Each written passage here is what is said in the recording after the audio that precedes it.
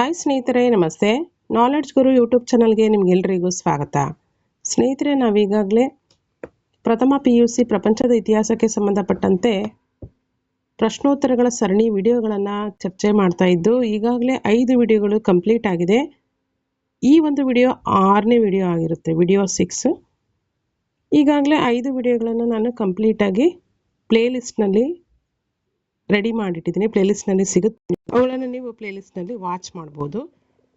ಹಾಗಾದರೆ ಈ ಒಂದು ಪ್ರಪಂಚದ ಇತಿಹಾಸಕ್ಕೆ ಸಂಬಂಧಪಟ್ಟಂತಹ ಪ್ರಶ್ನೋತ್ತರಗಳ ಒಂದು ಸರಣಿ ನಿಮಗೆ ಯಾವೆಲ್ಲ ಎಕ್ಸಾಮ್ಗೆ ಯೂಸ್ಫುಲ್ ಆಗುತ್ತೆ, ಯಾಕೆ ಈ ವಿಡಿಯೋಗಳನ್ನು ವಾಚ್ ಮಾಡಬೇಕು ಅಂತಂದರೆ, ಮುಖ್ಯವಾಗಿ ಯಾರೆಲ್ಲ KCET ಎಕ್ಸಾಮ್, ನೆಟ್ ಎಕ್ಸಾಮ್, ಹಾಗೆ PU ಕಾಲೇಜ್ ಲೆಕ್ಚರರ್ ಎಕ್ಸಾಮ್ಸ್ ಅಲ್ವಾ, CETಗಳು, ಹಾಗೆ ಡಿಗ್ರಿ ಕಾಲೇಜ್ ಅಸಿಸ್ಟೆಂಟ್ ಪ್ರೊಫೆಸರ್ ಆಗಲಿಕ್ಕೆ ಸಂಬಂಧಪಟ್ಟಂತೆ CETಯನ್ನು ಬರೆಯೋದಕ್ಕೆ ಪ್ರಿಪ್ರೇಷನ್ ಮಾಡ್ತಾ ಇರೋರಿಗೆ, ಹೀಗೆ ಇನ್ನಿತರ PC, PSI ಅಲ್ವಾ, ಹೀಗೆ ಅನೇಕ ಎಕ್ಸಾಮ್ಗಳನ್ನು ಯಾರೆಲ್ಲ ಪ್ರಿಪ್ರೇಷನ್ ಮಾಡ್ತಿದ್ರಾ ಅವರೆಲ್ಲರಿಗೂ ಕೂಡ ಈ ರೀತಿಯಾಗಿರ್ತಕ್ಕಂಥ ವಿಡಿಯೋ ಸರಣಿಗಳ ಪ್ರಶ್ನೋತ್ತರಗಳ ಒಂದು ಚರ್ಚೆ ನಿಮ್ಗೆ ಏನಾಗುತ್ತೆ, ತುಂಬ ಯೂಸ್ಫುಲ್ ಆಗುತ್ತೆ. ಅದರ್ವೈಸ್ ನೀವೇನಾದರೂ ಟೆಕ್ಸ್ಟ್ ಬುಕ್ಕನ್ನು ಓದಲಿಕ್ಕೆ ಆಗಿಲ್ಲ ಅಂದರೆ ಈ ರೀತಿ ವಿಡಿಯೋಗಳನ್ನು 1 or 2 ಟೈಮು ಕ್ಲಾಸ್ ಕೇಳೋದ್ರಿಂದ ನಿಮಗೆ ತುಂಬ ಅನುಕೂಲ ಆಗುತ್ತೆ. ಇವುಗಳನ್ನು ಬಿಡಿಸೋದಕ್ಕೂ ಪ್ರಶ್ನೆಗಳನ್ನು ಈಸಿ ಆಗುತ್ತೆ. ಸೊ ಹಾಗಾಗಿ ಇವುಗಳನ್ನು ಗಮನಿಸಿ. ನೆಕ್ಸ್ಟ್ ನೋಡಿ, ಇದುವರೆಗೂ ಯಾರೆಲ್ಲ ಈ ಒಂದು ಯೂಟ್ಯೂಬ್ ಚಾನಲ್ಗೆ ಸಬ್ಸ್ಕ್ರೈಬ್ ಆಗಿ ನೋಡ್ತಾ ಇದ್ದೀರಾ ಎಲ್ರಿಗೂ ಕೂಡ ತುಂಬ ಧನ್ಯವಾದ. ಹಾಗೆ ಸಬ್ಸ್ಕ್ರೈಬ್ ಆಗದೆ ನೋಡ್ತಾ ಇರೋರು ದಯವಿಟ್ಟು ಸಬ್ಸ್ಕ್ರೈಬ್ ಆಗಿ, ಹಾಗೆ ಬೆಲ್ಲೈಕನ್ ಪ್ರೆಸ್ ಮಾಡೋ ಮುಖಾಂತರ ನಾನು ಮಾಡ್ತಕ್ಕಂಥ ಅಪ್ಕಮಿಂಗ್ ವಿಡಿಯೋಗಳಿಗೆ ಸದಾ ನೋಟಿಫೈ ಆಗಿರಿ. ಹಾಗೆ ವಿಡಿಯೋ ಎಂಡ್ವರೆಗೂ ವಾಚ್ ಮಾಡಿ, ವಿಡಿಯೋಗೊಂದು ಲೈಕ್ ಕೊಡಿ, ಶೇರ್ ಮಾಡಿ ಮತ್ತು ಕಮೆಂಟ್ಸ್ ಮಾಡಿ ಅಂತ ಹೇಳ್ತಾ ಇವತ್ತಿನ ಒಂದು ವಿಡಿಯೋ ತರಗತಿಯನ್ನು ಅಥವಾ ವಿಡಿಯೋ ಒಂದು ಕ್ಲಾಸನ್ನು ಆರಂಭ ಮಾಡೋಣ. ನಾವು ನಿನ್ನೆ ಒಂದು ಕ್ಲಾಸಲ್ಲಿ ಇಂಪಾರ್ಟೆಂಟಾಗಿ ಏನನ್ನ ಕುರಿತಾಗಿ ಡಿಸ್ಕಷನ್ ಮಾಡಿದ್ವಿ ಅಂದರೆ ಗ್ರೀಕ್ ನಾಗರಿಕತೆಯನ್ನು ಕುರಿತಾಗಿ ಡಿಸ್ಕಷನ್ ಮಾಡಿದ್ವಿ. ಅಂದರೆ ಗ್ರೀಕ್ ನಾಗರಿಕತೆ ಮತ್ತು ಗ್ರೀಕ್ ಮತ್ತು ರೋಮನ್ ಸಾಮ್ರಾಜ್ಯಗಳ ಒಂದು ಸ್ಥಾಪನೆ, ಅವರ ಒಂದು ಕೊಡುಗೆಗಳನ್ನು ಕುರಿತಾಗಿ ನೋಡ್ತಾ ಇದ್ವಿ. ವಿಶೇಷವಾಗಿ ನಾವು ಗ್ರೀಕ್ ನಾಗರಿಕತೆಯನ್ನು ಕುರಿತಾಗಿ ನಿನ್ನೆ ಒಂದು ವಿಡಿಯೋದಲ್ಲಿ ಡಿಸ್ಕಷನ್ ಮಾಡಿದ್ದೀವಿ. ಅವುಗಳನ್ನು ಕೂಡ ಪ್ಲೇಲಿಸ್ಟ್ನಲ್ಲಿ ಸಿಗುತ್ತೆ, ವಾಚ್ ಮಾಡ್ಬೋದು. ಅದೇ ರೀತಿಯಾಗಿ ಏನಾದರೂ ಇನ್ನಷ್ಟು CET ಎಕ್ಸಾಮ್ಗಳಿಗೆ ಪ್ರಿಪ್ರೇಷನನ್ನು ಮಾಡ್ತಾ ಇರೋರಿಗೆ, ವಿಶೇಷವಾಗಿ ಶಿಕ್ಷಕರ ಹುದ್ದೆಗಳಿಗಾಗಿ ಮತ್ತು ಉಪನ್ಯಾಸಕರ ಹುದ್ದೆಗಳಿಗಾಗಿ, ಇನ್ನಿತರ ಪರೀಕ್ಷೆಗಳಿಗಾಗಿ ಯಾರೆಲ್ಲ ಪ್ರಿಪೇರ್ ಆಗ್ತಾ ಇದ್ದೀರಾ ಅವರಿಗೂ ಕೂಡ ಯೂಸ್ಫುಲ್ ಆಗ್ತಕ್ಕಂಥ ವಾಟ್ಸಪ್ ಗ್ರೂಪ್ ಮತ್ತು ಟೆಲಿಗ್ರಾಮ್ ಗ್ರೂಪು ಡಿಸ್ಕ್ರಿಪ್ಷನ್ ಬಾಕ್ಸಲ್ಲಿ ಲಿಂಕ್ ಇದೆ, ಹೋಗಿ ಜಾಯ್ನ್ ಆಗಿ. ನೋಡಿ, ಈ ಒಂದು ಕ್ಲಾಸನ್ನು ಸ್ಟಾರ್ಟ್ ಮಾಡೋಣ. ಗ್ರೀಕ್ ಮತ್ತು ರೋಮನ್ ಸಾಮ್ರಾಜ್ಯಗಳ ಉದಯದಲ್ಲಿ ನಾವು ಮುಖ್ಯವಾಗಿ ಗ್ರೀಕ್ ನಾಗರಿಕತೆಗೆ ಸಂಬಂಧಪಟ್ಟಂತೆ ನಿನ್ನೆ ಡಿಸ್ಕಷನ್ ಮಾಡಿದ್ದೀವಿ ಆಲ್ರೆಡಿ. 1 ವಾಕ್ಯದ ಪ್ರಶ್ನೋತ್ತರಗಳು, 2 ವಾಕ್ಯದ ಪ್ರಶ್ನೋತ್ತರಗಳು ಮತ್ತು 5 ವಾಕ್ಯದ ಪ್ರಶ್ನೋತ್ತರಗಳನ್ನು ಕುರಿತಾಗಿ ನಾವು ಡಿಸ್ಕಷನ್ ಮಾಡಿಯಾಗಿದೆ. ರಿಮೈನಿಂಗ್ ಒಂದು ಲಾಂಗ್ ಕ್ವಶನ್ಸ್ ಇದೆ, ಅದರಲ್ಲಿ ಇನ್ಕ್ಲೂಡ್ ಆಗಿ ಎಲ್ಲ ವಿಚಾರಗಳಿಗೆ ಸಂಬಂಧಪಟ್ಟಂತೆ, ಅಂದರೆ ಗ್ರೀಕ್ ನಾಗರಿಕತೆಯಲ್ಲಿ ಪೆರಿಕ್ಲಿಸ್ನ ಅವಧಿಯನ್ನು ನಾವು ತುಂಬ ಬಹುಮುಖ್ಯವಾಗಿ ಸುವರ್ಣಯುಗ ಅಂತೇಳಿ ಗುರುತಿಸ್ತೀವಿ. ಅದು ಯಾಕಾಗಿ ಸುವರ್ಣಯುಗ ಆಯಿತು, ಆತನ ಒಂದು ಆಡಳಿತದ ಅವಧಿಯಲ್ಲಿ ಆಗಿರ್ತಕ್ಕಂಥ ಸಾಧನೆಗಳೇನು, ಇನ್ನಿತರ ವಿಚಾರಗಳಿಗೆ ಸಂಬಂಧಪಟ್ಟಂತೆ ನಮಗೆ ಏನಾಗುತ್ತೆ, ಈ ಒಂದು ವಿಚಾರಗಳನ್ನು ಡಿಸ್ಕಷನ್ ಮಾಡೋದ್ರಿಂದ ಕಂಪ್ಲೀಟ್ ಆಗಿರ್ತಕ್ಕಂಥ ಮಾಹಿತಿ ಸಿಗುತ್ತೆ. ಸೊ ಹಾಗಾಗಿ ನೋಡಿ, ಪೆರಿಕ್ಲಿಸ್ನ ಸಾಧನೆಗಳನ್ನು ವಿವರಿಸಿ. ಇಲ್ಲಿ ಪೆರಿಕ್ಲಿಸ್ ಯಾರು ಅಂತಂದರೆ ಗ್ರೀಕ್ ನಾಗರಿಕತೆಯ ಶ್ರೇಷ್ಠ ಸರ್ವಾಧಿಕಾರಿಯಾಗಿರ್ತಾನೆ ಮತ್ತು ಸುಧಾರಕನಾಗಿರ್ತಾನೆ. ಅಥೆನ್ಸ್ನ ಪ್ರಜಾಪ್ರಭುತ್ವ ಇವನ ಒಂದು ಕಾಲದಲ್ಲಿ ಅತ್ಯಂತ ಉಚ್ಛ್ರಾಯ ಸ್ಥಿತಿಯನ್ನು ತಲುಪಿರುತ್ತೆ. ರಾಜಕೀಯದಲ್ಲಿ ತೀವ್ರ ಬದಲಾವಣೆಗಳನ್ನು ತರುವಲ್ಲಿ ಈತ ಅಗ್ರಗಣ್ಯನಾಗಿದ್ದು, ಅಥೆನ್ಸ್ನಲ್ಲಿ ಪ್ರಜಾಪ್ರಭುತ್ವದ ಅಡಿಪಾಯ ಹಾಕುವಂಥ ಕಾರ್ಯದಲ್ಲಿ ಈತ ತಲ್ಲೀನನಾಗಿರ್ತಾನೆ. ಆರ್ಕೋಪೋಗಸ್ ಎಂಬಂತಹ ಶಾಸಕಾಂಗ ಸಭೆಯನ್ನು ರದ್ದುಪಡಿಸಿ 500 ಸದಸ್ಯರ ಮಂಡಳಿಯನ್ನು ಸ್ಥಾಪಿಸಿ ಆಡಳಿತ ಸುಧಾರಣೆಗೆ ಈತ ಮುಂದಾಗ್ತಾನೆ. ನೆಕ್ಸ್ಟ್ ನೋಡಿ, ಪ್ರಜಾಪ್ರಭುತ್ವದ ಪ್ರೇಮಿಯಾಗಿದ್ದ ಇವನು ಬಡ ಪ್ರಜೆಯು ರಾಜಕೀಯ ವಿಚಾರಗಳಲ್ಲಿ ಭಾಗವಹಿಸಬೇಕು ಅಂತೇಳಿ ಬಯಸ್ತಾನೆ. ಸೊ ಹಾಗಾಗಿ ಹಿಂದೆ ಏನು ಪ್ರತ್ಯಕ್ಷ ಪ್ರಜಾಪ್ರಭುತ್ವ ಅಂತ ಹೇಳಿ ಕರಿತೀವಲ್ಲ, ಆ ರೀತಿ ಒಂದು ಪ್ರತ್ಯಕ್ಷ ಪ್ರಜಾಪ್ರಭುತ್ವವನ್ನು ಆತ ಜಾರಿಗೊಳಿಸ್ತಾನೆ. ನೆಕ್ಸ್ಟ್ ನೋಡಿ, ಪೆರಿಕ್ಲಿನ್ ನ್ಯಾಯಾಂಗ ವ್ಯವಸ್ಥೆಯನ್ನು ಸುಧಾರಣೆಯನ್ನು ಮಾಡ್ತಾನೆ. ಹಾಗಾಗಿ ಜೂರಿ ಪದ್ಧತಿಯನ್ನು ಜಾರಿಗೊಳಿಸಿ ಎಲ್ರಿಗೂ ಕೂಡ ಸರಿಸಮಾನವಾದಂಥ ನ್ಯಾಯವನ್ನು ಆತ ಒದಗಿಸಿಕೊಡ್ತಾನೆ. ಹಾಗೆ ಪರ್ಷಿಯನ್ ಯುದ್ಧದಲ್ಲಿ ನಾಶವಾಗಿದ್ದ ಅಥೆನ್ಸ್ ನಗರವನ್ನು ಪುನರ್ ನಿರ್ಮಾಣ ಮಾಡಿದಂಥ ಕೀರ್ತಿ ಪೆರಿಕ್ಲಿನ್ಗೆ ಸಲ್ತದೆ. ಅಂದರೆ ಪರ್ಷಿಯನ್ ಯುದ್ಧದ ಸಂದರ್ಭದಲ್ಲಿ ಅಥೆನ್ಸ್ ನಗರ ಏನಾಗಿರುತ್ತೆ, ಹಾಳಾಗಿ ಹೋಗಿರುತ್ತೆ. ಹಾಗಾಗಿ ಆ ಒಂದು ಬೃಹತ್ತಾಗಿರ್ತಕ್ಕಂತಹ ಕಟ್ಟಡಗಳನ್ನು ನಿರ್ಮಾಣ ಮಾಡೋ ಮುಖಾಂತರ ಅತ್ಯಂತ ಸುಂದರ ನಗರವನ್ನಾಗಿ ಮಾಡಿ ಅಥೆನ್ಸ್ ನಗರವನ್ನು ಪುನರ್ ನಿರ್ಮಾಣ ಮಾಡಿದಂಥ ಕೀರ್ತಿ ಪೆರಿಕ್ಲಿನ್ಗೆ ಸಲ್ತದೆ. ಹಾಗೆ ಕಲೆ ಮತ್ತು ವಾಸ್ತುಶಿಲ್ಪದ ಅಭಿವೃದ್ಧಿಗೆ ಅವನ ಒಂದು ಆದ್ಯತೆಯನ್ನು ನೀಡಿದ್ದು ಅಥೆನ್ಸ್ನಲ್ಲಿ ಪಾರ್ಥೆನಾನ್ ಎಂಬಂಥ ಎತ್ತರ ಶಿಖರಗಳುಳ್ಳ ದೇವಾಲಯಗಳನ್ನು ಕೂಡ ಈತ ನಿರ್ಮಾಣ ಮಾಡಿದನು. ಇವನ ಒಂದು ಕಾಲದಲ್ಲಿ ಜೀವಿಸಿದ್ದಂತಹ ಸಾಕ್ರಟೀಸ್ ಆಗಿರ್ಬೋದು, ಪ್ಲೇಟೋ ಆಗಿರ್ಬೋದು ಪ್ರಮುಖ ಸ್ಥಾನವನ್ನು ಇವರು ಪಡೆದಿದ್ದರು ಅಂತೇಳಿ ನಾವು ಗುರುತಿಸ್ಬೋದು. ಇದು ಗ್ರೀಕ್ ನಾಟಕಗಳ ಸುವರ್ಣಯುಗವಾಗಿತ್ತು. ಈಸ್ಕಿಲಸ್, ಸೋಫೋಕ್ಲಿಸ್ ಮತ್ತು ಯೂರಿಪಿಡೀಸ್ರಂತಹ ನಾಟಕಕಾರರ ದುರಂತ ನಾಟಕಗಳನ್ನು ಕೂಡ ಇವರು ರಚನೆಯನ್ನು ಮಾಡಿದರು. ಯಾರು? ಸಾಕ್ರಟೀಸ್ ಮತ್ತು ಪ್ಲೇಟೋ ಪೆರಿಕ್ಲಿನ ಅವಧಿಯಲ್ಲಿ ಪ್ರಮುಖ ಪಾತ್ರವನ್ನು ವಹಿಸಿದ್ದು. ಇವರ ಒಂದು ಕಾಲಘಟ್ಟದಲ್ಲಿ ಗ್ರೀಕ್ ನಾಟಕಗಳ ಸುವರ್ಣಯುಗವಾಗಿರುತ್ತೆ. ಈಸ್ಕಿಲಸ್, ಸೋಫೋಕ್ಲಿಸ್ ಮತ್ತು ಯೂರಿಪಿಡೀಸ್ರಂತಹ ನಾಟಕಕಾರರು, ಇವರ ಒಂದು ಕಾಲಘಟ್ಟದಲ್ಲಿ ನಾಟಕಕಾರರು ಯಾರಿದ್ರು?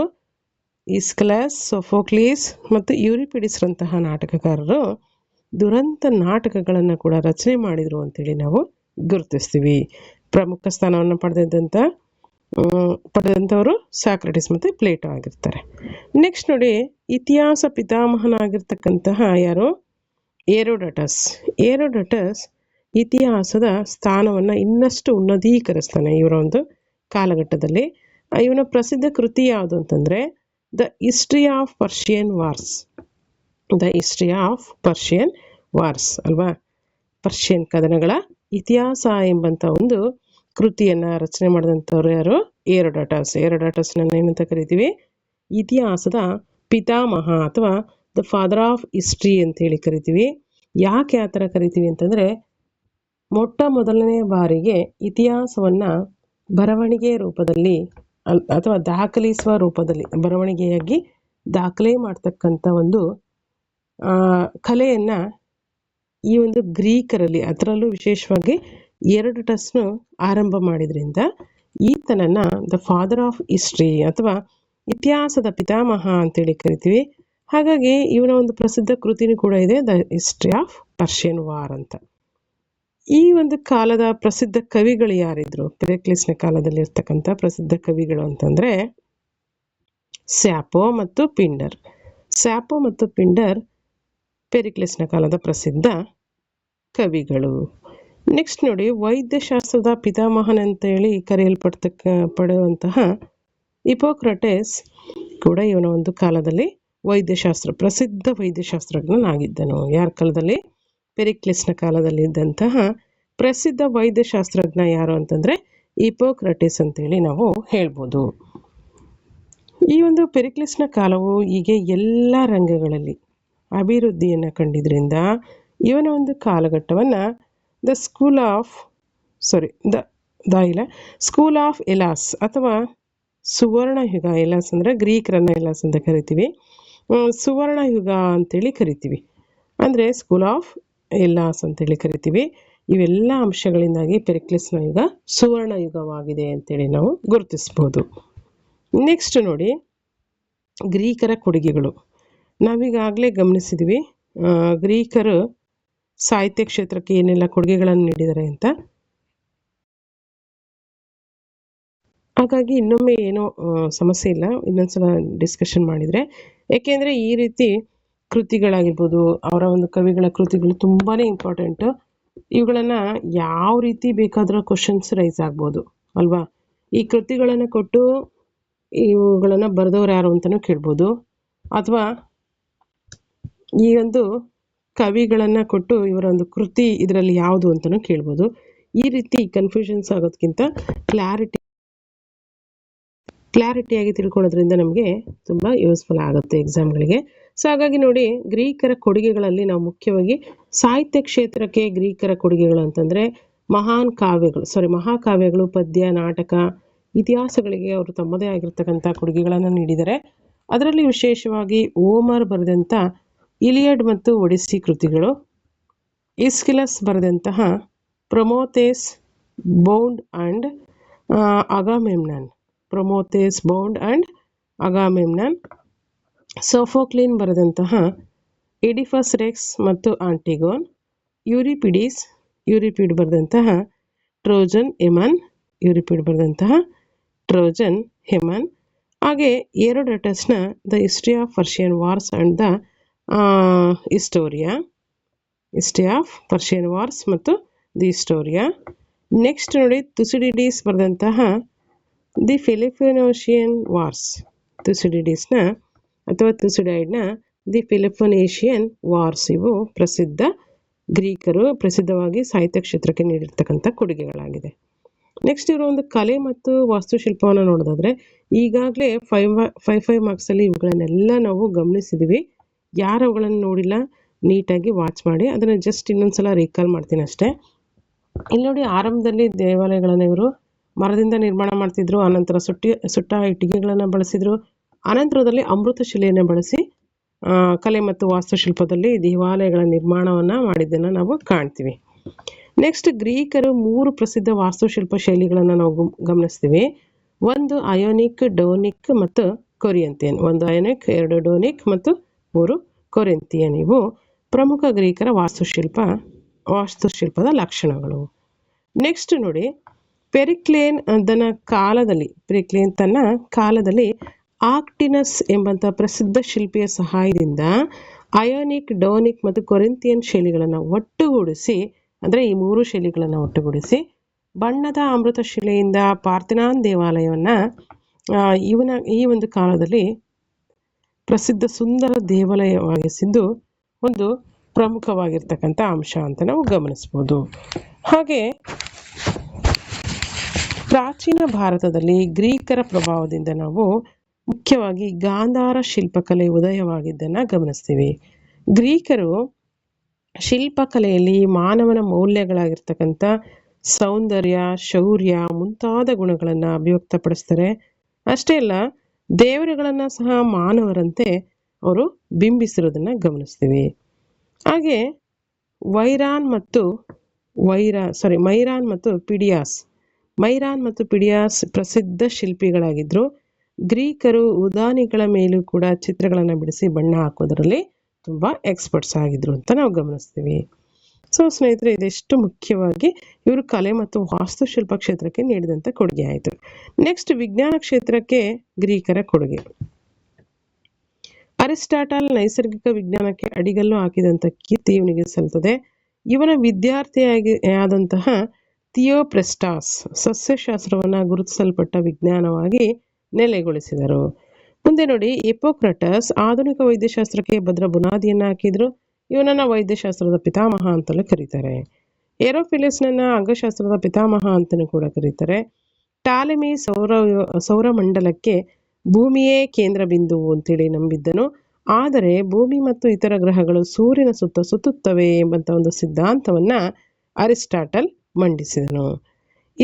ಎರಾಟೋಸ್ಥೆನೀಸ್ ಪ್ರಪಂಚದ ಭೂಪಟವನ್ನು ನಿಖರವಾಗಿ ತಯಾರಿಸುವಲ್ಲಿ ಇವನು ಮೊದಲಿಗನು. ಪೈಥಾಗೋರಸ್ ಮತ್ತು ಯೂಕ್ಲಿಡರು ಗಣಿತಶಾಸ್ತ್ರಕ್ಕೆ ವಿಶೇಷವಾಗಿರ್ತಕ್ಕಂಥ ಕೊಡುಗೆಗಳನ್ನು ನೀಡಿದ್ದಾರೆ. ಇದಿಷ್ಟು ವಿಜ್ಞಾನ ಕ್ಷೇತ್ರಕ್ಕೆ ಗ್ರೀಕರ ಕೊಡುಗೆ.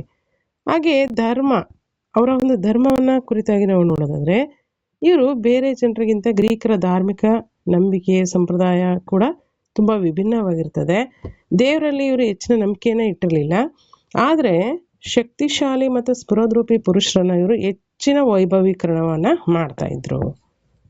ಅದೇ ರೀತಿಯಾಗಿ 12 ಒಲಿಂಪಿಯನ್ ಗ್ರೀಕರ ದೇವರುಗಳು, ಇವರಲ್ಲಿ 3 ಪ್ರಮುಖರಾಗಿದ್ರು. ಯಾರ್ಯಾರು ಗ್ರೀಕರ ದೇವರುಗಳಲ್ಲಿ ಅಲ್ವಾ? ಜಿಯಸ್, ಅಪೋಲೋ ಮತ್ತು ಅಥೆನಾ, ಜಿಯಸ್, ಅಪೋಲೋ ಮತ್ತು ಅಥೆನಾ ಈ ಮೂವರು ಪ್ರಮುಖ ದೇವರುಗಳು. ಒಲಂಪಸ್ ಪರ್ವತ ಇವರ ಆವಾಸ ಸ್ಥಾನವಾಗಿತ್ತು. ಒಲಂಪಸ್ ಪರ್ವತ ಇವರುಗಳ ಆವಾಸ ಸ್ಥಾನವಾಗಿತ್ತು. ಗ್ರೀಕ್ನಲ್ಲಿ ಕ್ರಿಸ್ತಪೂರ್ವ 776ರಲ್ಲಿ ಒಲಿಂಪಿಕ್ ಹಬ್ಬದ ಒಂದು ಆಚರಣೆ ಮಾಡೋದಕ್ಕೆ ರೂಢಿಯಲ್ಲಿರುತ್ತೆ.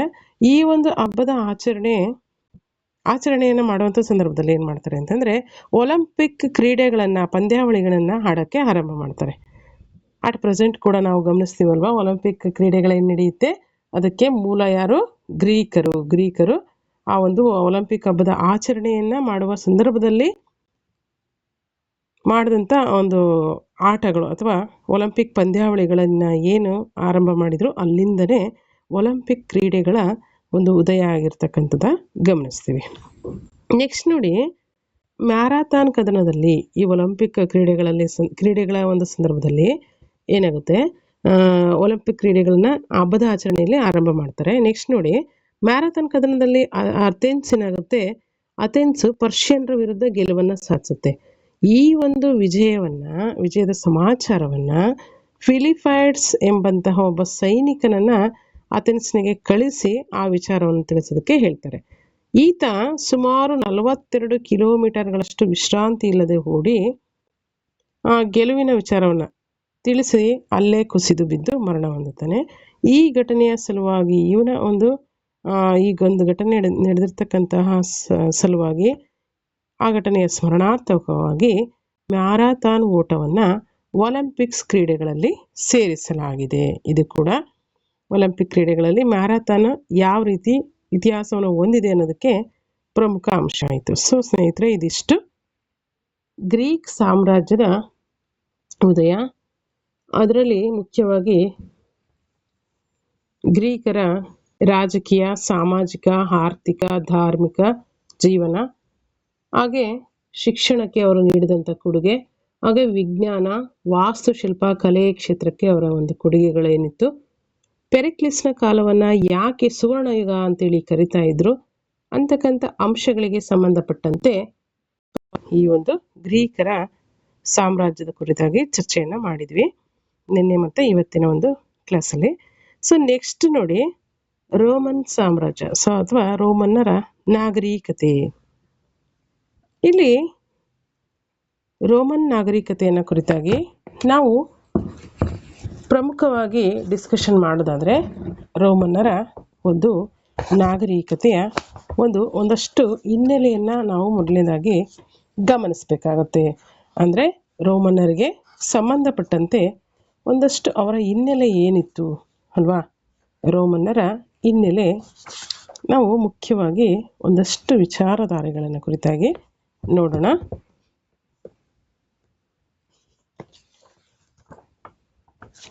ನೋಡಿ, ರೋಮನ್ನರು ಮುಖ್ಯವಾಗಿ ಅವರ ಒಂದು ಸಾಧನೆಗಳಲ್ಲಿ ಅಥವಾ ಅವರ ಒಂದು ನಾಗರಿಕತೆಯ ಬೆಳೆಸೋದ್ರಲ್ಲಿ ಯಾವ ರೀತಿ ತಮ್ಮ ಪಾತ್ರವನ್ನು ನಿರ್ವಹಿಸಿದರೆ, ಸಾಮಾಜಿಕ ಜೀವನ, ಆರ್ಥಿಕ ಜೀವನ, ಹಾಗೆ ಅವರ ಒಂದು ಕಲೆ ಮತ್ತು ವಾಸ್ತುಶಿಲ್ಪ, ಇನ್ನಿತರ ಕ್ಷೇತ್ರಗಳಿಗೆ ಅವರ ಒಂದು ಕೊಡುಗೆಗಳೇನಿದೆ ಅಂತೇಳಿ ನಾವು ಒಂದೊಂದಾಗಿ ಗಮನಿಸ್ತಾ ಹೋಗೋಣ. ಮೊದಲನೇದಾಗಿ ಒಂದು ಸ್ವಲ್ಪ ಇಂಟ್ರೊಡಕ್ಷನ್ ನೋಡೋಣ. ಮೊದಲನೇದಾಗಿ ನೋಡಿ, ಇಲ್ಲಿ ಪ್ರಾಚೀನ ವಿಶ್ವದ ಅತ್ಯಂತ ಮುಂದುವರೆದಿರ್ತಕ್ಕಂಥ ಐರೋಪ್ಯ ನಾಗರಿಕತೆಯನ್ನು ಈ ರೋಮನ್ನರು ನಿರ್ಮಾಣ ಮಾಡಿದರು ಅಂತೇಳಿ ನಾವು ಗಮನಿಸ್ಬೋದು. ಅವರು ಯಾರಿಂದ ಅಪಾರವಾಗಿರ್ತಕ್ಕಂಥ ಜ್ಞಾನ ಮತ್ತು ಪ್ರಪಂಚದ ಬಗ್ಗೆನ ಅರಿವನ್ನು ಪಡೆದುಕೊಂಡ್ರು ಅಂದರೆ ಮುಖ್ಯವಾಗಿ ಗ್ರೀಕರಿಂದ ಮುಖ್ಯವಾಗಿ ರೋಮನ್ನರು ಅಪಾರವಾಗಿರ್ತಕ್ಕಂಥ ಜ್ಞಾನವನ್ನು ಪಡೆದುಕೊಂಡ್ರು, ಹಾಗೆ ಪ್ರಪಂಚದ ಬಗೆಗಿನ ಅರಿವನ್ನು ಕೂಡ ಪಡೆದುಕೊಂಡರು. ಅವರು ಪ್ರಾಚೀನ ಜಗತ್ತಿನ ಅತ್ಯಂತ ಪ್ರಬಲ ಸಾಮ್ರಾಜ್ಯಗಳಲ್ಲಿ ಒಂದಾಗಿರ್ತಕ್ಕಂತಹ ರೋಮನ್ ಸಾಮ್ರಾಜ್ಯದ ಸ್ಥಾಪನೆಗೆ ಪ್ರಮುಖ ಕಾರಣಕರ್ತರಾದರು. ಅಷ್ಟೇ ಅಲ್ಲ, ರೋಮನ್ನರು ಅವರ ಸಾಮ್ರಾಜ್ಯ ನಿರ್ಮಾಪಕರು ಹೌದು, ಹಾಗೆ ಸರ್ಕಾರ, ಕಾನೂನು, ರಾಜಕೀಯ, ಅದೇ ರೀತಿಯಾಗಿ ಕಲೆ, ವಾಸ್ತುಶಿಲ್ಪ, ತಂತ್ರಜ್ಞಾನ ಕ್ಷೇತ್ರಗಳಿಗೆ ಅವರದ್ದೇ ಆಗಿರ್ತಕ್ಕಂಥ ಅನೇಕ ಕೊಡುಗೆಗಳನ್ನು ಇವರು ನೀಡಿದ್ದಾರೆ. ಹಾಗಾದರೆ ಸ್ನೇಹಿತರೆ, 1 ವಾಕ್ಯ, 2 ವಾಕ್ಯ, ಹಾಗೆ 5-6 ವಾಕ್ಯಗಳ ಮತ್ತು ಇನ್ನೊಂದಷ್ಟು ಲಾಂಗ್ ಆನ್ಸರ್ಸ್ಗಳನ್ನು ಚರ್ಚೆ ಮಾಡೋದ್ರ ಮುಖಾಂತರ ರೋಮನ್ನರ ಕೊಡುಗೆಯನ್ನು ಕುರಿತಾಗಿ ನಾವು ನೋಡ್ತಾ ಹೋಗೋಣ. ಮೊದಲನೇದಾಗಿ ಒಂದು ವಾಕ್ಯದ ಪ್ರಶ್ನೋತ್ತರಗಳನ್ನು ಗಮನಿಸ್ತಾ ಹೋಗಿ. ಯಾವ ನದಿಯ ದಡದ ಮೇಲೆ ಪ್ರಾಚೀನ ರೋಮ್ನ ನಾಗರಿಕತೆ ಬೆಳೆಯಿತು? ಟೈಬರ್ ನದಿ ದಡದ ಮೇಲೆ ಪ್ರಾಚೀನ ರೋಮ್ ನಾಗರಿಕತೆ ಬೆಳವಣಿಗೆ ಹೊಂದಿದೆ. ಎರಡನೇ ಪ್ರಶ್ನೆ, ರೋಮ್ನಲ್ಲಿ ಗಣರಾಜ್ಯ ಸ್ಥಾಪನೆಯಾದದ್ದು ಯಾವಾಗ? ಕ್ರಿಸ್ತಪೂರ್ವ 509ರಲ್ಲಿ ರೋಮ್ನಲ್ಲಿ ಗಣರಾಜ್ಯ ಸ್ಥಾಪನೆಯಾಯಿತು. ರೋಮ್ ಎನ್ನುವ ಪದ ಯಾವ ಪದದಿಂದ ಬಂದಿದೆ? ರೋಮ್ ಎಂಬ ಪದ ರೋಮಲಸ್ ಎಂಬಂಥ ಒಂದು ಪದದಿಂದ ಬಂದಿದೆ. ರೋಮ್ ಎಂಬಂಥ ಪದ ರೋಮಲಸ್ ಎಂಬಂತಹ ಪದದಿಂದ ಬಂದಿದೆ. ನೆಕ್ಸ್ಟ್ ನೋಡಿ, ರಿಪಬ್ಲಿಕ್ ಎಂಬ ಪದ ಯಾವ ಲ್ಯಾಟಿನ್ ಶಬ್ದದಿಂದ ಬಂದಿದೆ? ರಿಪಬ್ಲಿಕ್ ಎಂಬ ಪದ ರೆಸ್ಪಬ್ಲಿಕಾ ಎಂಬಂಥ ಒಂದು ಲ್ಯಾಟಿನ್ ಶಬ್ದದಿಂದ ಬಂದಿದೆ. ನೆಕ್ಸ್ಟ್ ಫಿಫ್ತ್ ಒನ್ ಕ್ವಶನು, ಹ್ಯಾನಿಬಾಲ್ ಯಾರು? ಹ್ಯಾನಿಬಾಲ್ ಕಾರ್ತೇಜ್ ಸೈನ್ಯದ ದಂಡನಾಯಕ. ಹ್ಯಾನಿಬಲ್ ಯಾರು? ಕಾರ್ತೇಜ್ ಸೈನ್ಯದ ದಂಡನಾಯಕ. ನೆಕ್ಸ್ಟ್ ನೋಡಿ ಸಿಕ್ಸ್ತ್ ಒನ್ ಕ್ವಶನ್ನು, ರೋಮ್ನ ಪ್ರಥಮ ನಿರಂಕುಶ ಪ್ರಭು ಯಾರು? ರೋಮ್ನ ಪ್ರಥಮ ನಿರಂಕುಶ ಪ್ರಭು ಜೂಲಿಯಸ್ ಸೀಸರ್ ಮತ್ತು ಪಾಂಪೆಯ ನಡುವೆ ಮಧ್ಯವರ್ತಿಯಾಗಿದ್ದವರು ಯಾರು?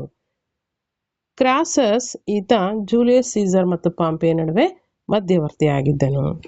Next eighth one question, veni vidi vici ಇದು ಯಾರ ಪ್ರಸಿದ್ಧ ಮಾತುಗಳು? ವಿನಿ ವಿಡಿ ವಿಸಿ ಇದು ಜೂಲಿಯಸ್ ಸೀಸರ್ನ ಪ್ರಸಿದ್ಧ ಮಾತುಗಳಾಗಿದೆ. Pompey. Next ninth one question, ಪಾಂಪೆಯನ್ನ ಜೂಲಿಯಸ್ ಸೀಸರ್ ಯಾವ ಕದನದಲ್ಲಿ ಸೋಲಿಸಿದನು? ಪಾಂಪೆಯನ್ನ ಜೂಲಿಯಸ್ ಸೀಸರ್ ಫಾರ್ಸಲಸ್ ಕದನದಲ್ಲಿ ಸೋಲಿಸಿದನು. 10th ಒನ್ ಕ್ವಶನ್, ಕ್ಲಿಯೋಪಾತ್ರ ಯಾರು? ಕ್ಲಿಯೋಪಾತ್ರ ಈಜಿಪ್ಟಿನ ರಾಣಿ. ನೆಕ್ಸ್ಟ್ ನೋಡಿ, ಜೂಲಿಯಸ್ ಸೀಸರ್ನನ್ನ ಕೊಲೆಗೈದ ಪ್ರಮುಖ ವ್ಯಕ್ತಿ ಯಾರು? ಜೂಲಿಯಸ್ ಸೀಸರ್ನನ್ನ ಕೊಲೆಗೈದ ಪ್ರಮುಖ ವ್ಯಕ್ತಿ ಬ್ರೂಟಸ್. 12th ಒನ್ ಕ್ವಶನ್ ನೋಡಿ, ರೋಮಿನ ಅತ್ಯಂತ ಶ್ರೇಷ್ಠ ಸಾಮ್ರಾಟನನ್ನ ಹೆಸರಿಸಿ. ಅಗಸ್ಟಸ್ ಸೀಸರ್ನನ್ನ ರೋಮ್ನ ಅತ್ಯಂತ ಶ್ರೇಷ್ಠ ಸಾಮ್ರಾಟ ಅಂತೇಳಿ ಕರೆಯುತ್ತಾರೆ. Next 13th one question, Augustus ಸೀಸರ್ನ ಮೂಲ ಹೆಸರೇನು? ಅಗಸ್ಟಸ್ ಸೀಸರ್ನ ಮೂಲ ಹೆಸರು ಆಕ್ಟೇವಿಯನ್. ಇದು ಅಗಸ್ಟಸ್ ಸೀಸರ್ನ ಮೂಲ ಹೆಸರು. 14th ಒನ್ ಕ್ವಶನು, ಅಗಸ್ಟಸ್ ಪದದ ಅರ್ಥವೇನು? ಪವಿತ್ರ ಎಂಬುದು ಅಗಸ್ಟಸ್ ಪದದ ಅರ್ಥ. 15th ಒನ್ ಕ್ವಶನ್ ನೋಡಿ, ಯೇಸು ಕ್ರಿಸ್ತ ಹುಟ್ಟಿದಾಗ ರೋಮನ್ನ ಆಳುತ್ತಿದ್ದಂತಹ ಸಾಮ್ರಾಟಗಾರ ಯಾರು? ಯೇಸು ಕ್ರಿಸ್ತ ಜನಿಸಿದಾಗ ರೋಮನ್ನ ಆಳ್ವಿಕೆ ಮಾಡ್ತಿದ್ದಂತಹ ಸಾಮ್ರಾಟ ಅಗಸ್ಟಸ್ ಸೀಸರ್.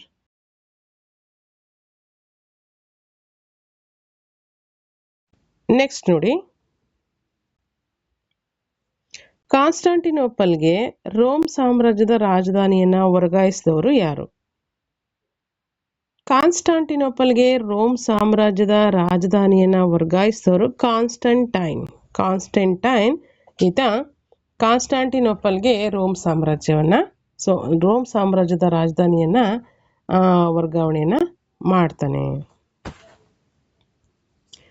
ಕಾನ್ಸ್ಟಾಂಟಿನೋಪಲ್ ನಗರಕ್ಕೆ ಇರುವಂತಹ ಆಧುನಿಕ ಹೆಸರು ಯಾವುದು?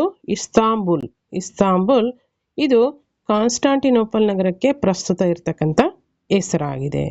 ನೆಕ್ಸ್ಟ್ ನೋಡಿ, ಜಸ್ಟೀನಿಯನ್ ಯಾತಕ್ಕಾಗಿ ಪ್ರಸಿದ್ಧಿಯನ್ನು ಪಡೆದಿದ್ದಾನೆ? ಜಸ್ಟೀನಿಯನ್ ಕಾನೂನು ಸಂಹಿತೆಯನ್ನು ಜಾರಿಗೆ ತಂದನು. ಸೊ ಹಾಗಾಗಿ ಇದಕ್ಕೆ ಈತ ಪ್ರಸಿದ್ಧಿಯನ್ನು ಗಳಿಸಿದ್ದಾನೆ. 19th ಒನ್ ಕ್ವಶನ್ ನೋಡಿ, ಪ್ರಾಚೀನ ರೋಮಿನ ಅತ್ಯಂತ ಪ್ರಸಿದ್ಧ ವೈದ್ಯ ಯಾರು? ಗೇಲನ್ನನ್ನ ಪ್ರಾಚೀನ ರೋಮ್ನ ಅತ್ಯಂತ ಪ್ರಸಿದ್ಧ ವೈದ್ಯ ಅಂತೇಳಿ ಕರೆಯುತ್ತಾರೆ. 20th ಕ್ವಶನ್ ನೋಡಿ, ಮಧುಮೇಹ ಮತ್ತು ಗಂಟಲು ಮಾರಿ ರೋಗಗಳನ್ನು ಮೊದಲು ವಿವರಿಸಿದವನು ಯಾರು? ಅರಟೇಕಸ್. ಈತ ಮಧುಮೇಹ ಮತ್ತು ಗಂಟಲು ಮಾರಿ ರೋಗಗಳನ್ನು ವಿವರಿಸಿದನು. ನೆಕ್ಸ್ಟ್ ನೋಡಿ,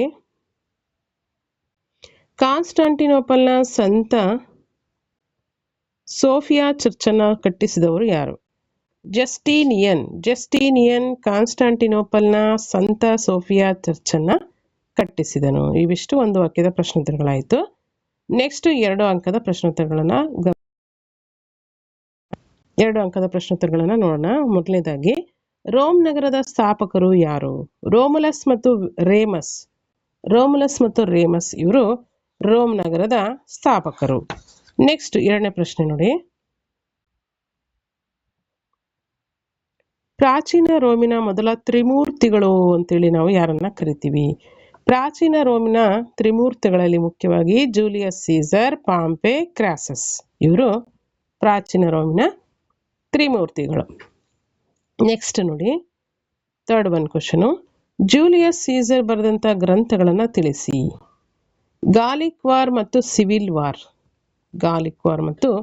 ಸಿವಿಲ್ ವಾರ್ ಇವುಗಳು ಜೂಲಿಯಸ್ ಸೀಸರ್ ಬರೆದಂಥ ಗ್ರಂಥಗಳಾಗಿವೆ. ನೆಕ್ಸ್ಟ್, ಜೂಲಿಯಸ್ ಸೀಸರ್ನ ಯಾವುದಾದ್ರೂ 2 ಸುಧಾರಣೆಗಳನ್ನು ತಿಳಿಸಿ. ಜೂಲಿಯಸ್ ಸೀಸರ್ನ ಪ್ರಮುಖ ಸುಧಾರಣೆಗಳಲ್ಲಿ ಮುಖ್ಯವಾಗಿ ಸೆನೆಟ್ನ ಸಂಖ್ಯಾಬಲವನ್ನು ಹೆಚ್ಚಿಸಿದನು, ಹಾಗೆ ಬಡವರಿಗೆ ಭೂಮಿ ಮತ್ತು ಉದ್ಯೋಗಗಳನ್ನು ಕಲ್ಪಿಸಿದನು. ಇವಿಷ್ಟು 2 ಪ್ರಮುಖವಾಗಿ ಜೂಲಿಯಸ್ ಸೀಸರ್ನ ಸುಧಾರಣೆಗಳಾಗಿದೆ. ನೆಕ್ಸ್ಟ್ 5th one ಕ್ವಶನ್ ನೋಡಿ. ದ್ವಿತೀಯ ತ್ರಿಮೂರ್ತಿಗಳು ಎಂದು ಯಾರನ್ನ ಕರೆಯುತ್ತಾರೆ? ಆಕ್ಟೇವಿಯನ್, ಮಾರ್ಕ್ ಆಂಟೋನಿ ಮತ್ತು ಲೆಪಿಡಸ್.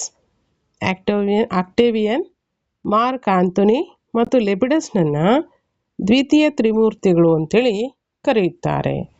ನೆಕ್ಸ್ಟ್, ಕಲೋಸಿಯಂ ಎಂದರೇನು? ಕಲೋಸಿಯಂ ಎಂದರೆ ರೋಮನ್ನರಲ್ಲಿ ರಂಗಮಂದಿರ ಎಂದರ್ಥ. Next 7th one question. Augustus ಸೀಸರ್ನ 2 ದಂಡನಾಯಕರನ್ನ ಹೆಸರಿಸಿ. ಅಗ್ರಿಪ್ಪ ಮತ್ತು ಮ್ಯಾಸಿನಾಸ್ ಇವರು ಅಗಸ್ಟಸ್ ಸೀಸರ್ನ 2 ದಂಡನಾಯಕರು. ನೆಕ್ಸ್ಟ್, ಅಗಸ್ಟಸ್ ಸೀಸರ್ನ ಆಸ್ಥಾನವನ್ನು ಅಲಂಕರಿಸಿದ 4 ಕವಿಗಳನ್ನು ಹೆಸರಿಸಿ. ಲಿವಿ, ವರ್ಜಿನ್, ಪ್ಲೀನಿ, ಓವಿಡ್ ಇವರು ಅಗಸ್ಟಸ್ ಸೀಸರ್ನ ಆಸ್ಥಾನವನ್ನು ಅಲಂಕರಿಸಿದ 4 ಕವಿಗಳು, 4 ಜನ ಪ್ರಮುಖ ಕವಿಗಳು. ನೆಕ್ಸ್ಟ್, ಫ್ಯಾಕ್ಸ್ ರೋಮನ ಅಂದರೆ ಏನು? ಫ್ಯಾಕ್ಸ್ ರೋಮನ ಎಂದರೆ ರೋಮನ್ನ ಶಾಂತಿ ಎಂದರ್ಥ. 10th one ಕ್ವಶನ್ ನೋಡಿ. 12 ಕೋಷ್ಟಕಗಳು ಎಂದರೇನು? ರೋಮನ್ನರ ಲಿಖಿತ ಕಾನೂನುಗಳನ್ನು 12 ಕೋಷ್ಟಕಗಳು ಅಂತೇಳಿ ಕರೆಯುತ್ತಾರೆ. 11th one ಕ್ವಶನ್ ನೋಡಿ. ಜಸ್ಟ್ ಜೆಂಟಿಯಂ ಎಂದರೇನು? ಇದು ರೋಮ್ನಲ್ಲಿದ್ದ ವಿದೇಶಿಯರಿಗೆ ಸಂಬಂಧಿಸಿದ ಕಾನೂನು ಸಮಿತಿಯಾಗಿದೆ. ಜಸ್ಟ್ ಜೆಂಟಿಯಂ ಎಂಬುದು ವಿದೇಶಿಯರಿಗೆ ಸಂಬಂಧಿಸಿದ ಕಾನೂನು ಸಮಿತಿಯಾಗಿದೆ. ನೆಕ್ಸ್ಟ್ 12th one ಕ್ವಶನ್ ನೋಡಿ. ಪ್ರಾಚೀನ ರೋಮಿನ ಯಾರಾದರೂ 2 ಇತಿಹಾಸಕಾರರನ್ನ ಹೆಸರಿಸಿ. ಲಿವಿ ಮತ್ತು ಪ್ಲಿನಿ ಪ್ರಾಚೀನ ರೋಮ್ನ ಪ್ರಸಿದ್ಧ ಇತಿಹಾಸಕಾರರು. ನೆಕ್ಸ್ಟ್, ಪ್ಯಾಂಥಿಯಾನ್ ಎಂದರೇನು? ಪ್ಯಾಂಥಿಯಾನ್ ಎಂದರೆ ರೋಮನ್ನರ ಬೃಹತ್ತಾದ ಕಟ್ಟಡ ಎಂದರ್ಥ. ಸೊ ಇದಿಷ್ಟು 1 ವಾಕ್ಯ ಮತ್ತು 2 ವಾಕ್ಯದ ಪ್ರಶ್ನೋತ್ತರಗಳಾಯಿತು. ನೆಕ್ಸ್ಟ್ ಬಂದರೆ ನಾವು ನಮ್ಮ GPSTR HSTRಗೆ ಸಂಬಂಧಪಟ್ಟಂತೆ ಏನು GPSTRನಲ್ಲಿ 3 ಮಾರ್ಕ್ಸ್ ಮತ್ತು 4 ಮಾರ್ಕ್ಸ್ ಕ್ವಶನ್ ಇತ್ತು, ಅವುಗಳಿಗೆ ತುಂಬಾ ಯೂಸ್ಫುಲ್ ಆಗಿರ್ತಕ್ಕಂಥ ಈ ಒಂದು ಪ್ರಶ್ನೋತ್ತರಗಳಾಗಿರುತ್ತೆ. ಇವುಗಳನ್ನು ಕೂಡ ನೀಟಾಗಿ ನೋಡ್ಕೋಬೇಕಾಗುತ್ತೆ. ಇವುಗಳನ್ನು ಗಮನಿಸೋದ್ರಿಂದ ಫಾರ್ ಎಕ್ಸಾಂಪಲ್ KSETನಲ್ಲಿ ಬರ್ತಕ್ಕಂಥ ಅಸರ್ಷನ್ ರೀಸನ್ ಅಂತ ಕ್ವಶನ್ಸ್ ಆಗಲಿ, ಅಥವಾ MCQಸಲ್ಲಿ ಕೇಳ್ತಕ್ಕಂಥ ಕ್ವಶನ್ಸಿಗಾಗಲಿ, ಅಥವಾ ಕವಿಗಳು ಮತ್ತು ಅವರ ಒಂದು ಕೃತಿಗಳನ್ನು ಗಮನಿಸೋದಾಗಲಿ, ಅವುಗಳಲ್ಲೆಲ್ಲ ಕೂಡ ಆನ್ಸರನ್ನು ಮಾಡಲಿಕ್ಕೆ ಇವೆಲ್ಲ ಪ್ರಮುಖವಾಗಿರ್ತಕ್ಕಂಥ ಒಂದು ಉತ್ತರಗಳನ್ನು ನೀಡೋದಕ್ಕೆ ಅನುಕೂಲ ಆಗುತ್ತೆ. ಸೊ ನೋಡಿ, ಇವೆಲ್ಲ ಲಾಂಗ್ ಆನ್ಸರ್ಸನ್ನು ನಾವು ಒಂದೊಂದಾಗಿ ಗಮನಿಸ್ತಾ ಹೋಗೋಣ. ನೆಕ್ಸ್ಟ್ ನೋಡಿ 5 ಮಾರ್ಕ್ಸ್ ಕ್ವಶನ್ಸು. ರೋಮನ್ನರು ಮತ್ತು ಕಾರ್ತೇಜರ ನಡುವೆ ನಡೆದಂಥ ಯುದ್ಧಗಳನ್ನು ಗಮನಿಸಿ. ರೋಮನ್ನರು ಮತ್ತು ಕಾರ್ತೇಜಿಯನ್ನರ ನಡುವೆ ನಡೆದಂಥ ಯುದ್ಧಗಳನ್ನು ಗಮನಿಸಿ ಅಥವಾ ಯುದ್ಧಗಳನ್ನು ಸಂಕ್ಷಿಪ್ತವಾಗಿ ತಿಳಿಸಿ. ನೋಡಿ, ಇಲ್ಲಿ ಮೆಡಿಟೇರಿಯನ್ ಪ್ರದೇಶದ ಮೇಲೆ ತಮ್ಮ ಸಾರ್ವಭೌಮತ್ವವನ್ನು ಸ್ಥಾಪಿಸುವ ಉದ್ದೇಶದಿಂದ ರೋಮನ್ನರು ಮತ್ತು ಕಾರ್ತೇಜಿಯನ್ನರ ನಡುವೆ ಮುಖ್ಯವಾಗಿ ಇಲ್ಲಿ 3 ಕದನಗಳು ನಡೀತವೆ. ಅವುಗಳನ್ನು ಪ್ಯೂನಿಕ್ ವಾರ್ಸ್ ಅಥವಾ ಪ್ಯೂನಿಕ್ ಯುದ್ಧಗಳು ಅಂತೇಳಿ, ಕದನಗಳು ಅಂತೇಳಿ ಕರೀತಾರೆ. ಆರ್ಥಿಕವಾಗಿ ರೋಮನ್ನರಿಗೂ ಮತ್ತು ಕಾರ್ತೇಜನ್ನರಿಗೂ ಮೆಡಿಟೇರಿಯನ್ ಪ್ರದೇಶವು ಹೆಚ್ಚಿನದಾಗಿ ಲಾಭವನ್ನು ತಂದುಕೊಡ್ತಾ ಇರುತ್ತೆ. ಸೊ ಆ ಒಂದು ರೀಸನಿಂದ ಇವರ ಮಧ್ಯೆ ಏನಾಗುತ್ತೆ, 3 ಪ್ಯೂನಿಕ್ ಯುದ್ಧಗಳು ಅಥವಾ ಪ್ಯೂನಿಕ್ ಕದನಗಳು ಜರುಗುತ್ತೆ. ಮೊದಲನೇ ಪ್ಯೂನಿಕ್ ಕದನದಲ್ಲಿ ರೋಮನ್ನರು ಕಾರ್ತೇಜನ್ನರನ್ನು ಸೋಲಿಸ್ತಾರೆ. ಎರಡನೇ ಪ್ಯೂನಿಕ್ ಕದನದಲ್ಲಿ ಕಾರ್ತೇಜಿನ್ಯರ ಸೈನ್ಯದ ದಂಡನಾಯಕನಾದ ಹ್ಯಾನಿಬಲ್ ರೋಮನ್ನರ ಸೈನ್ಯವನ್ನು ಹಲವಾರು ಕಡೆ ಸೋಲಿಸಿ ಜಯಬೇರಿ ಬಾರಿಸ್ತಾನೆ. ಆದರೆ ಹ್ಯಾನಿಬಲ್ ಯುದ್ಧರಂಗದಲ್ಲಿ ವೀರ ಮರಣ ಹೊಂದಿದ ಕಾರಣ ಅವನ ಒಂದು ಸೈನ್ಯವು ರೋಮನ್ನರಿಂದ ಸೋಲಲ್ಪಟ್ಟಿತು. ಮೂರನೇ ಪ್ಯೂನಿಕ್ ಕದನದಲ್ಲಿ ರೋಮನ್ನರು ಕಾರ್ತೇಜನ್ನರನ್ನು ಸಂಪೂರ್ಣವಾಗಿ ಸೋಲಿಸ್ತಾರೆ. ಮೆಡಿಟೇರಿಯನ್ ಪ್ರದೇಶದ ಮೇಲೆ ಏನು ಮಾಡ್ತಾರೆ, ನಂತರದಲ್ಲಿ ರೋಮನ್ನರೇ ತಮ್ಮ ಸಾರ್ವಭೌಮತ್ವವನ್ನು ಸಾಧಿಸ್ತಾರೆ. ಸೊ ಇದಿಷ್ಟು ಮುಖ್ಯವಾಗಿ ರೋಮನ್ನರ ಮತ್ತು ಕಾರ್ತೇಜಿನರಿಗೆ ನಡೆದಂಥ ಯುದ್ಧಗಳು, ಅದರಿಂದ ಲಭಿಸಿರ್ತಕ್ಕಂಥ ರೋಮನ್ನರ ಜಯ ಅಂತ ನಾವು ಹೇಳ್ಬೋದು. ನೆಕ್ಸ್ಟ್ ನೋಡಿ, ಎರಡನೇದಾಗಿ ಜೂಲಿಯಸ್ ಸೀಸರ್ನ ಬಗ್ಗೆ ಒಂದಷ್ಟು ವಿಷಯಗಳನ್ನು ತಿಳ್ಕೊಳ್ತಾ ಹೋಗೋಣ. ಅವರ ಬಗ್ಗೆ ಒಂದು ಟಿಪ್ಪಣಿ. ಜೂಲಿಯಸ್ ಸೀಸರ್ ಒಬ್ಬ ಶ್ರೇಷ್ಠ ಸರ್ವಾಧಿಕಾರಿ, ಸುಧಾರಕ, ಪ್ರಾಚೀನ ರೋಮ್ನ ಪ್ರತೀಕವಾಗಿ ನಮಗೆ ಗುರುತಿಸಲ್ಪಡ್ತಾನೆ. ಈ ವೇಳೆಗೆ ಉದಯಿಸಿದಂತಹ ಮೊದಲ ತ್ರಿಮೂರ್ತಿಗಳ ಗುಂಪಿನಲ್ಲಿ ಜೂಲಿಯಸ್ ಸೀಸರ್ ಕೂಡ ಒಬ್ಬ ಸದಸ್ಯನಾಗಿರ್ತಾನೆ. ಕ್ರಾಸಸ್ನ ಸಾವಿನ ನಂತರ ಕ್ರಾಸಸ್ ಏನು ಮರಣ ಹೊಂದುತ್ತಾನೆ, ಅವನ ಒಂದು ಮರಣದ ನಂತರ ಜೂಲಿಯಸ್ ಸೀಸರ್ ಮತ್ತು ಪಾಂಪೆಯ ನಡುವೆ ಏನಾಗುತ್ತೆ, ಅಧಿಕಾರಕ್ಕಾಗಿ ಆಂತರಿಕ ಕಲಹಗಳು ಏರ್ಪಡ್ತವೆ. ಕೊನೆಗೆ ಜೂಲಿಯಸ್ ಸೀಸರ್ ಪಾರ್ಸಲಸ್ ಎಂಬ ಒಂದು ಕದನದಲ್ಲಿ ಪಾಂಪೆಯನ್ನು ಕೊಲ್ತಾನೆ. ಕೊಂದ ನಂತರ ಈಜಿಪ್ಟ್ನವರಿಗೂ ಬೆನ್ನಟ್ಟಿ ಅವನನ್ನು ಸೋಲಿಸಿ ಕೊಲ್ತಾನೆ. ಈಜಿಪ್ಟ್ನವರಿಗೂ ಬೆನ್ನಟ್ಟಿ ಪಾಂಪೆಯನ್ನು ಜೂಲಿಯಸ್ ಸೀಸರ್ ಸೋಲಿಸಿ ಕೊಲ್ತಾನೆ ಅಥವಾ ಹತ್ಯೆಗೈತಾನೆ. ಅಧಿಕಾರವನ್ನು ತಾನೇ ವಹಿಸ್ಕೊಳ್ತಾನೆ ಮುಂದೆ. ಈ ಮೂಲಕ ರೋಮನರ ಮೊದಲ ಸರ್ವಾಧಿಕಾರಿಯಾಗಿ ತನ್ನ ಆಳ್ವಿಕೆಯನ್ನು ಆರಂಭಿಸಿದಂಥ ಕೀರ್ತಿ ಜೂಲಿಯಸ್ ಸೀಸರ್ನಿಗೆ ಸಲ್ತದೆ. ಆದರೆ ಬ್ರೂಟಸ್ ಎಂಬುವನು ಕ್ರಿಸ್ತಪೂರ್ವ 44ರಲ್ಲಿ ಜೂಲಿಯಸ್ ಸೀಸರ್ನನ್ನು ಹತ್ಯೆಗೈತಾನೆ ಅಂತ ನಾವು ಹೇಳ್ಬೋದು ಅಲ್ವಾ. ಜೂಲಿಯಸ್ ಸೀಸರು ಪಾಂಪೆಯನ್ನು ಹತ್ಯೆಗೈತಾನೆ. ಜೂಲಿಯಸ್ ಸೀಸರ್ನ ಬ್ರೂಟಸ್ ಎಂಬಂಥವನು ಏನು ಮಾಡ್ತಾನೆ, ಕ್ರಿಸ್ತಪೂರ್ವ 44ರಲ್ಲಿ ಜೂಲಿಯಸ್ ಸೀಸರ್ನ ಹತ್ಯೆಗೈತಾನೆ. ಈಜಿಪ್ಟ್ನ ರಾಣಿಯಾದಂತಹ ಕ್ಲಿಯೋಪಾತ್ರಳ ಆಳ್ವಿಕೆಯು ಈಜಿಪ್ಟ್ ರೋಮ್ನೊಂದಿಗೆ ಮೈತ್ರಿಯನ್ನು ಬೆಳೆಸುತ್ತೆ. ಹಾಗೆ ಜೂಲಿಯಸ್ ಸೀಸರ್ ಆಡಳಿತದಲ್ಲಿ ಅನೇಕ ಬದಲಾವಣೆಗಳನ್ನು, ನಾಗರಿಕ ಸುಧಾರಣೆಗಳನ್ನು ಕೂಡ ಜಾರಿಗೆ ತಂದಿರ್ತಾನೆ. ಸೆನೆಟ್ನ ಸಂಖ್ಯಾಬಲವನ್ನು ಕೂಡ ಹೆಚ್ಚಿಸಿದ್ದನು. ಹಾಗಾಗಿ ಉತ್ತಮ ಆಡಳಿತ ನೀಡಲು ಆತ ಇವೆಲ್ಲ ಅಂಶಗಳ ಮುಖಾಂತರ ಮುಂದುವರಿತಾನೆ. ಹಾಗೆ ಬಡವರಿಗೆ ಭೂಮಿಯನ್ನು ನೀಡುವಂಥದ್ದು, ಉದ್ಯೋಗ ಅವಕಾಶಗಳನ್ನು ಕಲ್ಪಿಸಿಕೊಡುವಂಥದ್ದು ಪ್ರಮುಖ ಕರ್ತವ್ಯ ಅಥವಾ ಪ್ರಮುಖ ಕೆಲಸವನ್ನಾಗಿ ಜೂಲಿಯಸ್ ಸೀಸರ್ ಮಾಡ್ತಾನೆ. ಹಾಗೆ ಪ್ರಾಂತೀಯ ಜನರಿಗೆ ಪೌರತ್ವದ ಹಕ್ಕುಗಳನ್ನು ಕೂಡ ಈತ ನೀಡಿದನು. ಇಟಲಿಯ ಪಟ್ಟಣಗಳನ್ನು ರೋಮ್ ಮಾದರಿಯಲ್ಲಿ ಈತ ಪುನರ್ ನಿರ್ಮಾಣ ಕೂಡ ಮಾಡ್ತಾನೆ. ಸೀಸರ್ ವ್ಯವಸಾಯ ಕ್ಷೇತ್ರದ ಅಭಿವೃದ್ಧಿ, ತೆರಿಗೆಗಳ ಕಡಿತ, ನ್ಯಾಯ ವ್ಯವಸ್ಥೆಯಲ್ಲಿ ಸುಧಾರಣೆಯನ್ನು ಕೂಡ ಮಾಡ್ತಾನೆ. ಆಡಳಿತದಲ್ಲಿ ಭ್ರಷ್ಟ ಮತ್ತು ದಬ್ಬಾಳಿಕೆಯ ಪ್ರಾಂತ್ಯಾಧಿಕಾರಿಗಳನ್ನು ಕೂಡ ತೆಗೆದುಹಾಕ್ತಾನೆ. ಇವನು ಜೂಲಿಯಸ್ ಕ್ಯಾಲೆಂಡರ್ನ ಕೂಡ ಜಾರಿಗೊಳಿಸ್ತಾನೆ. ಇವನ ಪ್ರಸಿದ್ಧ ಬಿರುದುಗಳು ಏನಿತ್ತು ಅಂತಂದರೆ ಕೈಸರ್ ಮತ್ತು ಜಾರ್ ಎಂಬಂಥ ಬಿರುದುಗಳನ್ನು ಕೂಡ ಜೂಲಿಯಸ್ ಸೀಸರ್ ಹೊಂದಿರ್ತಾನೆ. ಸೊ ಇದಿಷ್ಟು ಜೂಲಿಯಸ್ ಸೀಸರ್ನ ಕುರಿತಾಗಿರ್ತಕ್ಕಂಥ ಒಂದಷ್ಟು ಮಾಹಿತಿಗಳಾಯಿತು. ನೆಕ್ಸ್ಟ್ ನೋಡಿ, ಪೂರ್ವ ರೋಮನ್ ಸಾಮ್ರಾಜ್ಯದ ಏಳಿಗೆಯನ್ನು ಕುರಿತು ಸಂಕ್ಷಿಪ್ತವಾಗಿ ನಾವು ನೋಡೋಣ. ಇಲ್ಲಿ ಆಗಸ್ಟಸ್ ಸೀಸರ್ನ ಉತ್ತರಾಧಿಕಾರಿಗಳು ತುಂಬ ಬಲಹೀನರಾಗಿರ್ತಾರೆ. ಅಷ್ಟೇ ಅಲ್ಲ, ದುರಾಡಳಿತಗಾರರಾಗಿದ್ದ ಕಾರಣ ರೋಮ್ ಸಾಮ್ರಾಜ್ಯದ ವೈಭವ ಏನಾಗುತ್ತೆ, ದಿನದಿಂದ ದಿನಕ್ಕೆ ಕುಗ್ಗಲ್ಪಡುತ್ತೆ. ಅನಂತರ ರೋಮ್ ಸಾಮ್ರಾಜ್ಯದ ವೈಭವವನ್ನು ಮತ್ತೊಮ್ಮೆ ಹೆಚ್ಚಿಸಲು ರೋಮ್ ಸಾಮ್ರಾಟಗಾರನಾದ ಕಾನ್ಸ್ಟಾಂಟೈನ್ ರೋಮ್ ಸಾಮ್ರಾಜ್ಯದ ರಾಜಧಾನಿಯನ್ನು ರೋಮ್ನಿಂದ ಮಧ್ಯ ಏಷ್ಯಾದಲ್ಲಿರುವ ಕಾನ್ಸ್ಟಾಂಟಿನೋಪಲ್ಗೆ ಕ್ರಿಸ್ತ ಶಕ 330ರಲ್ಲಿ ವರ್ಗಾವಣೆಯನ್ನು ಮಾಡ್ತಾನೆ. ಈ ಒಂದು ಕಾನ್ಸ್ಟಾಂಟಿನೋಪಲ್ ನಗರ ಆಧುನಿಕ ಹೆಸರು ಏನಪ್ಪ ಅಂದರೆ ಇಸ್ತಾಂಬುಲ್ ಆಗಿರುತ್ತೆ. ಇದನ್ನು ರೋಮ್ ಸಾಮ್ರಾಜ್ಯದ ಪೂರ್ವ ರಾಜಧಾನಿ ಅಂತಲೂ ಕೂಡ ಕರೀತಾರೆ. ಇದು ಪೂರ್ವ ರೋಮನ್ ಸಾಮ್ರಾಜ್ಯದಲ್ಲಿ ಕಾನ್ಸ್ಟಾಂಟೈನ್ ದೊರೆ ಅನೇಕ ಸುಧಾರಣೆಗಳನ್ನು ಕೂಡ ಇಲ್ಲಿ ತಂದಿರೋದನ್ನು ನಾವು ಗಮನಿಸ್ತೀವಿ. ಅದರ ಜೊತೆಯಲ್ಲಿ ನಾವು ಮಿಲಾನ್ ಶಾಸನವನ್ನು ಹೊರಡಿಸಿ ಪೂರ್ವ ರೋಮನ್ ಸಾಮ್ರಾಜ್ಯದಲ್ಲಿ ಕ್ರೈಸ್ತ ಧರ್ಮವನ್ನು ರಾಷ್ಟ್ರ ಧರ್ಮವನ್ನಾಗಿ ಘೋಷಣೆ ಮಾಡಲಾಗುತ್ತೆ. ಇಲ್ಲಿ ಮಿಲಾನ್ ಶಾಸನವನ್ನು ಹೊರಡಿಸೋದ ಮುಖಾಂತರ ಪೂರ್ವ ರೋಮನ್ ಸಾಮ್ರಾಜ್ಯದಲ್ಲಿ ಕ್ರೈಸ್ತ ಧರ್ಮವನ್ನು ರಾಷ್ಟ್ರ ಧರ್ಮವನ್ನಾಗಿ ಘೋಷಣೆ ಮಾಡಲಾಗುತ್ತೆ. ಅನಂತರದಲ್ಲಿ ಅಧಿಕಾರಕ್ಕೆ ಬಂದಂಥ ಜಸ್ಟೀನಿಯನ್ ಅಲ್ವಾ, ಕಾನ್ಸ್ಟಂಟೈನ್ ನಂತರ ಅಧಿಕಾರಕ್ಕೆ ಬಂದಂತಹ ಜಸ್ಟೀನಿಯನ್ ದೊರೆ ಪೂರ್ವ ರೋಮನ್ ಸಾಮ್ರಾಜ್ಯದಲ್ಲಿ ಜಸ್ಟೀನಿಯನ್ ಕಾನೂನು ಸಮಿತಿಗಳನ್ನು ಜಾರಿಗೆ ತಂದು ಸರಿಸಮಾನವಾದಂಥ ನ್ಯಾಯಾಂಗ ವ್ಯವಸ್ಥೆಯನ್ನು ನ್ಯಾಯವನ್ನು ನೀಡಲು ಆತ ಪ್ರಯತ್ನಿಸ್ತಾನೆ. ಕ್ರಿಸ್ತ ಶಕ 1453ರಲ್ಲಿ ಆಟೋಮನ್ ಟರ್ಕರು ಕಾನ್ಸ್ಟಾಂಟಿನೋಪಲ್ ನಗರವನ್ನು ವಶಪಡಿಸಿಕೊಂಡ ಕಾರಣದಿಂದಾಗಿ ಪೂರ್ವ ರೋಮನ್ ಸಾಮ್ರಾಜ್ಯವು ಕೊನೆಯ ಪತನವನ್ನು ಕಂಡಿತು ಅಂತೇಳಿ ನಾವು ಗಮನಿಸ್ಬೋದು. ಸೊ ಇದಿಷ್ಟು ಪೂರ್ವ ರೋಮನ್ ಸಾಮ್ರಾಜ್ಯದ ಏಳಿಗೆಯನ್ನು ಕುರಿತಾಗಿರ್ತಕ್ಕಂಥ ಇಂಪಾರ್ಟೆಂಟ್ ಆಗಿರ್ತಕ್ಕಂಥ ಅಂಶಗಳಾಯಿತು. ನೆಕ್ಸ್ಟ್ ನೋಡಿ, ಫ್ಯಾಕ್ಸ್ ರೋಮನ. ಈ ಒಂದು ಟಾಪಿಕನ್ನು ಡಿಸ್ಕಷನ್ ಮಾಡಿ ನೆಕ್ಸ್ಟ್ ಒಂದು ಕ್ಲಾಸಲ್ಲಿ ಕಂಟಿನ್ಯೂ ಮಾಡ್ತೀನಿ.